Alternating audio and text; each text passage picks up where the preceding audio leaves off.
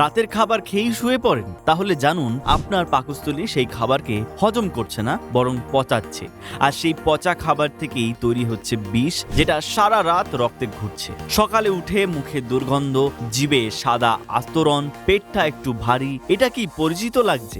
এগুলো কোনো রোগের লক্ষণ নয়, এগুলো হলো রাতের অপ্রাচ্য খাবারের প্রমাণ। আয়ুর্বেদে এই অপ্রাচ্য বিষের নাম আম, আর এই আম থেকেই শরীরের সব রোগের শুরু। আয়ুর্বেদ বলে খাবারের পর শুয়ে পড়া মানে পাকস্থলীর আগুন নিভিয়ে দেওয়া। ঠিক যেমন জ্বলন্ত উনুনে জল ঢেলে দিলে রান্না আর হয় না, কিন্তু খাবার পর একটু হাঁটলে এই আগুন আরো তেজি হয়। সংস্কৃতে এই হাঁটাকে বলা হয় শতপাবলি, মানে 100 পদক্ষেপ। এই 100 পদক্ষেপ রাতের খাবারকে সম্পূর্ণ হজম করিয়ে দেয়। তাহলে কি করবেন? রাতের খাবারের পর অন্তত 10 মিনিট ধীরে হাঁটুন। হাঁটার পর বাম কাত হয়ে 15 মিনিট শুয়ে থাকুন। বাম কাত হলে পাকস্থলীর মুখ নিচের দিকে থাকে, খাবার হজম হয় সহজে।